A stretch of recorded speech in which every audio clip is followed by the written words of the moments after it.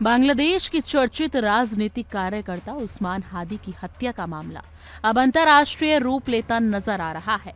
Dhaka metropolitan police ने दावा किया है कि सनसनीखेज हत्या के दो मुख्य आरोपी वारदात के बाद भारत भाग गए और उन्होंने मेघालय सीमा के रास्ते भारतीय क्षेत्र में प्रवेश किया। ढाका पुलिस के इस खुलासे के बाद न सिर्फ बांग्लादेश की राजनीति में हलचल तेज हो गई, बल्कि भारत बांग्लादेश के बीच सुरक्षा और कूटनीतिक स्तर पर भी सक्रियता बढ़ गई है।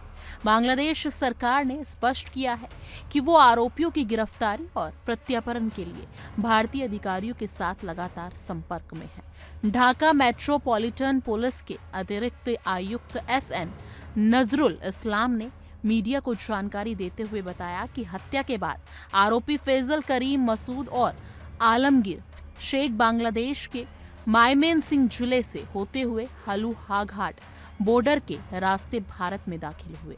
पुलिस के अनुसार सीमा पार करने के बाद दोनों आरोपियों को पूर्ति नाम के एक व्यक्ति ने रिसीव किया और इसके बाद सामी नाम का एक टैक्सी चालक उन्हें मेघालय के तुरा शहर तक ले गया। पुलिस ने यह भी कहा है कि अनौपचारिक रूप से उन्हें सूचना मिली है कि भारत में पूर्ति और सामी को हिरासत में लिया गया है। हालांकि इस संबंध में अभी आधिकारिक पुष्टि का इंतजार किया जा रहा है। बांग्लादेश सरकार ने इस पूरे मामले में भारत से सहयोग की उम्मीद जताई है। ढाका पुलिस का कहना है कि आरोपियों की गिरफ्तारी और उन्हें वापस लाने के लिए औपचारिक और अनौपचारिक दोनों स्तरों पर भारतीय एजेंसियों से बातचीत चल रही है। यह मामला दोनों देशों के बीच सुरक्षा सहयोग और सीमा प्रबंधन की एक अहम परीक्षा माना जा रहा है, क्योंकि अगर आरोपी भारतीय क्षेत्र में मौजूद है तो उन्हें कानून के दायरे में लाना और प्रत्यार्पण प्रक्रिया को आगे बढ़ाना जरूरी होगा। उस्मान हादी बांग्लादेश की राजनीति में एक प्रभावशाली और विवादास्पद चेहरा माने जाते थे। वो भारत और सत्तारूढ़ आवामी लीग के मुखर आलोचक थे और पिछले साल हुए छात्र नेतृत्व वाले हिंसक आंदोलन, जिन्हें जुलाई विद्रोह कहा गया, के प्रमुख नेताओं में शामिल थे। इसी आंदोलन के बाद शेख हसीना सरकार का पतन हुआ था। इसके बाद उस्मान हादी ने इंकिलाब मंचा नाम से एक नया राजनीतिक मंच शुरू किया था और वो फरवरी में होने वाले संसदीय चुनावों की तैयारी कर रहे थे। उनकी बढ़ती राजनीतिक सक्रियता और लोकप्रियता ने उन्हें कई शक्तिशाली समूहों की नजर में ला दिया था। 12 दिसंबर को ढाका में उस्मान हादी पर नकाबपोश हमलावरों ने हमला किया और उन्हें सिर में गोली मार दी गई। गंभीर हालत में उन्हें इलाज के लिए सिंगापुर ले जाया गया, लेकिन 6 दिन तक जीवन और मृत्यु के बीच संघर्ष करने के बाद उनकी मौत हो गई। उनकी हत्या की खबर फैलते ही बांग्लादेश के कई हिस्सों में उबाल आ गया और ये मामला जल्द ही कानून व्यवस्था की गंभीर चुनौती बन गया। हादी की मौत के बाद ढाका और आसपास के इलाकों में भारी हिंसा भड़क उठी।